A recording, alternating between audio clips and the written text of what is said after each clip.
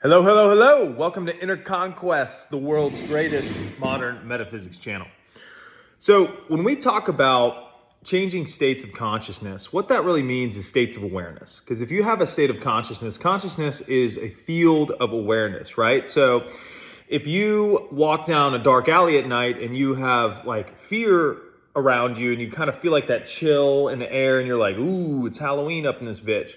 That is indicative of entering into a new state of consciousness. Think about that, right? You're walking down the street, you got lights everywhere, you're like, this is great. I can see everybody. My likelihood of getting stabbed is nil. And then you walk into an alley and you feel that fear, you're like, oh no, this is a little spooky. This might get a little hairy.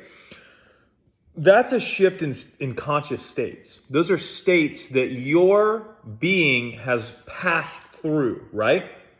So when you understand states, what most people do is they see states external and fixed as opposed to internal and projected.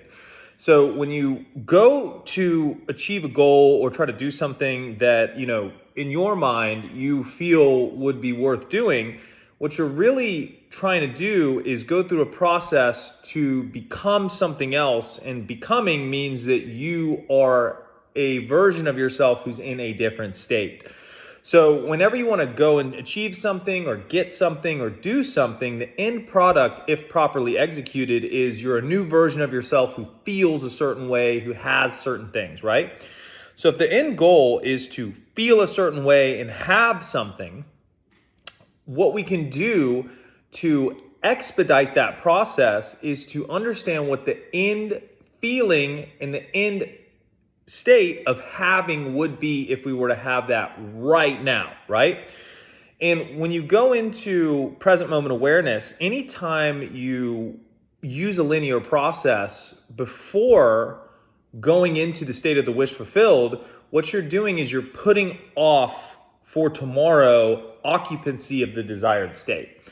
So what happens is if you put off occupancy of the desired state, you're still in the state that doesn't have or feels the way that you want it to, and you're pursuing the other thing, which inherently puts you at a point of attraction of not being the version of you that already has it. So the version of you that doesn't have it is trying to take different actions and do different things to get the thing that they want, to become the version that they want to be. But that version is misaligned to the state of the version that has it because of the non-awareness of already being that person. So what you want to do is understand that you're always in a state, right? So anytime you want to change, what the real cause of your desire for change is that the state that you're in sucks, right? You're in a state of fear, anxiety, worry, whatever.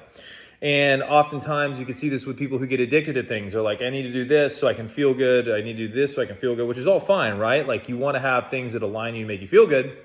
You just want to be aware that the reason a lot of decisions are made and the reason a lot of habitual patterns are enforced are because of the state and the comfortability with which they are occupied. So when your goal is to go to a different state, you want to understand that your occupancy of a state is dependent on your awareness. So if I'm aware of lots of good things happening, I will align myself with a state of like abundance and good things and everything working out.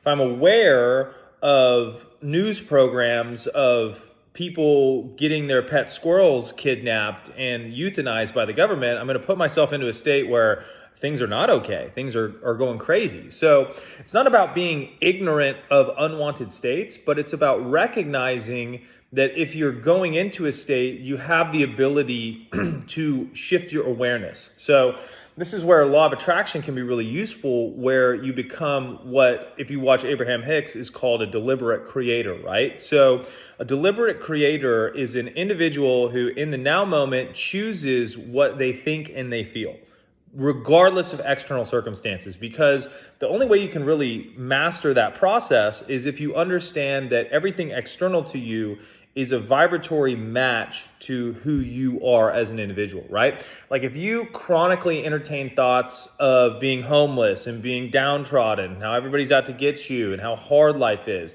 you're gonna construct an external reality that is in alignment with that. So the issue lies within it is if you have a state that you've constructed through being unconscious for years that really has dug its claws into you and has sold your, you call it subconscious or whatever, into believing that this is how the world is. Once you start to internally shift your state, you don't have any type of validation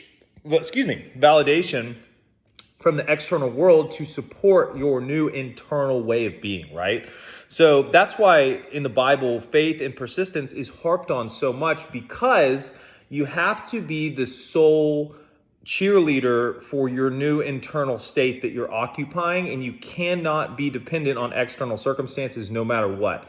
And it's easier said than done, right? Because if your entire life you've used your reality to basically tell you who you are, how to feel about things, and have been in a reactive type of way of being, then you're completely depowering and decreasing importance levels on things that used to be your gods, right? Like if you had a boss that you like slaved for and really worked hard to make sure that they were happy, and your whole mood was dependent on that person being happy, or else you weren't going to give yourself permission to be happy. Now you have to essentially kill that icon in your mind, right? This arbiter of your emotion. You have to kill that God. You have to say, nope, that doesn't have power over me anymore.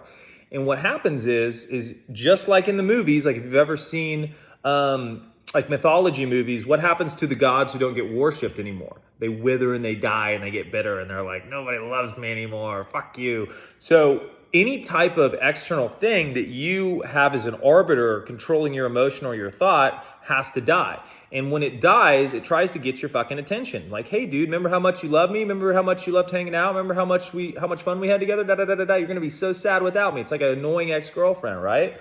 So when you shift states, you just have to be aware of the process for doing that. And you also want to decrease the importance level to fucking zero. There should be no importance level on any of it other than what am I thinking about right now and how am I feeling right now? And am I the version of myself who has what I want right now? Or am I the version of myself who's trying to get what he or she wants right now?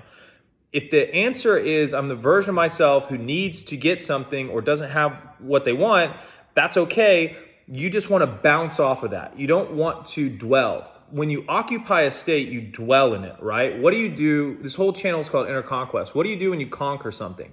You occupy the territory. Because if you just invade it and destroy it, you don't really conquer it. You just won the battle or whatever. But if you want to conquer and have like an empire, you have to occupy that shit. You got to build like capitals, and you got to have little dudes running around doing your bidding. You got to do a bunch of this shit. So same thing with states, right? If I'm in a state and I want to go from unhealth to health, I have to occupy the state of health before my physical reality has any type of validation, expression, showcase to me.